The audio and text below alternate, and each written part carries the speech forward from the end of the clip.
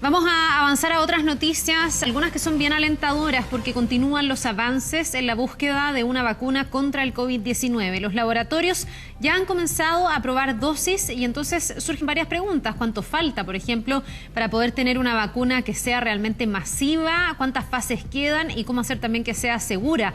Vamos a hablar de esto con Flavio Salazar. Él es director alterno del Instituto Milenio de Inmunología e Inmunoterapia y vicerrector de investigación de la Universidad de Chile. Muchísimas gracias por estar con nosotros, Flavio. Bienvenido aquí a 24 AM.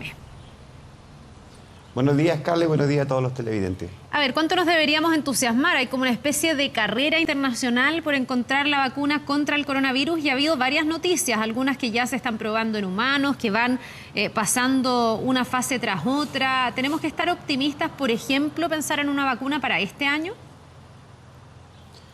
Bueno, o sea, el optimismo siempre tiene que ser realista. Yo creo que son buenas noticias de que existan tantas distintas iniciativas a nivel mundial que hayan pasado las pruebas primeras, ¿no es cierto?, que se realizan para ver si una componente, una composición de vacuna va a tener o no va a tener una proyección y un efecto. Yo creo que en general hay varias iniciativas que han mostrado, por lo menos modelos de animales y en los primeros estudios en humanos, que tienen un potencial de poder funcionar. Ahora, eso no significa que estos procesos se puedan acortar en demasía, porque lo que uno busca cuando hace una vacuna es que ojalá tenga el mejor efecto posible para cumplir con su fin, que es proteger a la población. Sí. Por lo tanto, no sacamos nada con hacer algo rápido sin que al final demuestre que sea protector. Entonces, por eso ¿Flavio? Creo que hay que ser moderado en eso. Este tema es súper relevante porque ha habido incluso científicos que llaman un poco a la mesura, que en el fondo dicen, ojo, hay que hacerlo bien y a lo mejor no tan rápido para que tengamos una buena vacuna. Ha habido en la historia también algunas situaciones lamentables, la vacuna de la poliomielitis, por ejemplo, que se apuró muchísimo y que tuvo consecuencias bien graves para la población o los primeros que fueron vacunados. Entonces, yo no sé cuánto tiempo demora generalmente el desarrollo de una vacuna y cuánto se está acelerando la marcha en esta carrera para tener la vacuna del coronavirus. Bueno, depende mucho. Las vacunas son todas distintas porque son específicas para cada patógeno al que se quiere tratar y en general los patógenos se comportan en forma diferente. Pero se demoran años, o sea, pueden demorarse décadas el diseño de alguna vacuna. Eso ha sido históricamente así. Ahora, yo creo que en el fondo el principal peligro no está en generar una vacuna que genere grandes daños, pero sí que genere una protección insuficiente y eso genera una situación de falsa seguridad. Por eso no creo que sea la última fase posible de acortar, porque una vez que prueben las vacunas, que es bastante interesante, que hay varias, hay una en Estados Unidos, ¿no es cierto?, Moderna, está en la de Oxford, está la China, etcétera, que están a punto de iniciar los ensayos fase 3, significa en forma masiva. Eso es bueno, eso es muy importante que se haga. Pero luego hay que esperar un tiempo para ver cuánto de esas vacunas generan o no generan protección en unas condiciones reales. Por lo tanto, esa parte vamos a tener que esperarla de todas formas. No hay ninguna manera de que podamos apurar esos resultados. Sí, ayer teníamos una noticia del Imperial College, por ejemplo, que decía que ya estaba probando en un humano sano la vacuna. Tú me dices que de ahí queda todavía el probarlo masivamente y yo no sé durante cuánto tiempo, porque aquí también tiene que haber un seguimiento en el tiempo de lo que ocurrió con cada una de las personas que se vaya vacunando. Bueno, los estudios clínicos tienen a lo menos 3 fases. La fase 1 es la que se prueba en un número limitado de individuos para ver si hay seguridad y no hay un efecto grave al principio. Eso ya se pasó, en muchas de las vacunas eso ya lo pasaron. Otras están a punto de iniciarlo. Después están los estudios fase 2, donde se utiliza un grupo más grande de voluntarios y ahí se miden los efectos inmunológicos y lo que se genera en el individuo. Eso muchas también lo han pasado.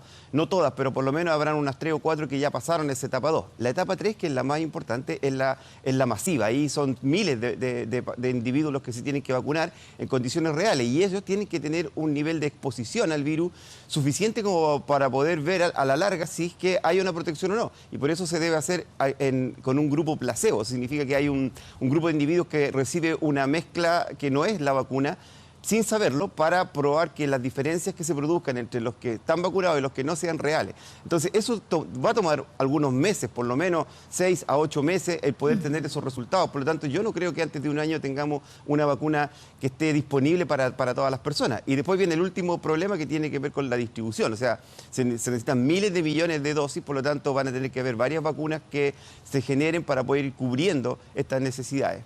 Ahora, va a haber varias vacunas también para hacerla escalar, pero en su composición es solo una vacuna la que se está buscando para el coronavirus. He visto también estudios que dicen que en el fondo el comportamiento del coronavirus es bien disímil de un individuo a otro y que también en los rangos etarios se comporta distinto. Entonces, en algunos casos se plantea que a lo mejor se van a necesitar varias vacunas para el coronavirus. ¿Es posible pensar en la vacuna para todos los grupos etarios, en todo el mundo, que funcione contra el coronavirus, o eso es más difícil?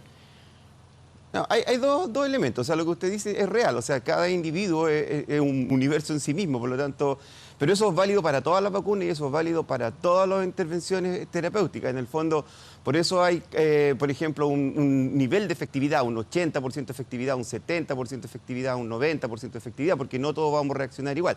Ese es un problema que tenemos todos. Ahora, el problema, yo creo, principal con una sola vacuna tiene que ver con la incapacidad que existe hoy día de producción a tal nivel de cubrir. ¿Cuánto? 7.000 millones, 5.000 millones de vacunas, es mucho, es demasiado grande, no existen las capacidades en un solo lugar. Por lo tanto, yo creo que se van a ir cubriendo con diferentes tipos de vacunas. Ahora, las vacunas todas tienen un mismo objetivo, que es la de reconocer una proteína que está en el virus para poder detectarla y bloquearla. Eso se puede hacer de muchas formas, por lo tanto las vacunas van a ser distintas en su composición, pero su objetivo final va a ser el mismo. Y como todas van a tener que haber pasado por todos estos estudios que yo le dije, debiese haber una garantía de que van a funcionar. Pero eso todavía no hemos llegado ahí, todavía no hemos llegado al punto en que se haya probado una vacuna en miles de pacientes en un estudio fase 3 que garantice que esa vacuna va a funcionar y se sepa qué porcentaje de protección nos va a dar.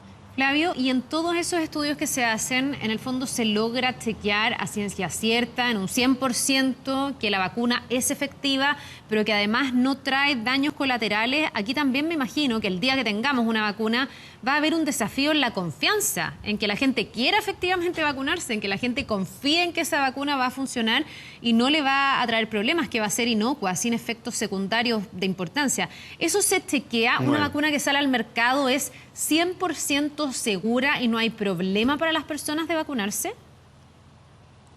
Bueno, todas las pruebas científicas se hacen y garantizan lo que han demostrado. Entonces, probablemente vamos a tener una vacuna que es bastante inocua, o sea, que no tiene efectos adversos, por lo menos a corto plazo. Eso va a ser bastante seguro porque van a haber pruebas que así lo indiquen. Ahora, los efectos a largo plazo tampoco uno nunca los puede determinar, pero acá quiero ser súper claro. Cualquier fármaco, cualquier remedio que usted tome, una aspirina, un ibuprofeno, lo que sea, siempre está la posibilidad de que tenga efectos adversos en algunas personas y en otras no. Por lo tanto, no existe 100% de seguridad. Pero como es costo-beneficio, o sea, lo que va a decidir si una persona se lo va a poner es el riesgo que tiene. ¿Qué le tiene más miedo? ¿A enfermarse de coronavirus o a una vacuna que tenga un porcentaje, yo no sé, 0,01% de casos que haya tenido algo? ¿Me entiende? Entonces, va a depender de esa relación entre costo-beneficio lo que va a decidir si una vacuna es buena o no. Pero no existe no le puedo decir, sería mentir, que existe un fármaco o una vacuna o cualquier tipo de terapia que sea 100% inocua y que nunca haya producido nada, porque eso no se sabe. Pero claro, el riesgo está en que a todos los pacientes se les produjera algo y esos son los que los estudios clínicos tratan de evitar ese riesgo, que no exista algo que ya se sabe que va a afectar al 60, al 20, al 30% de las personas. Pero eventos puntuales pueden siempre suceder y eso no se puede descartar.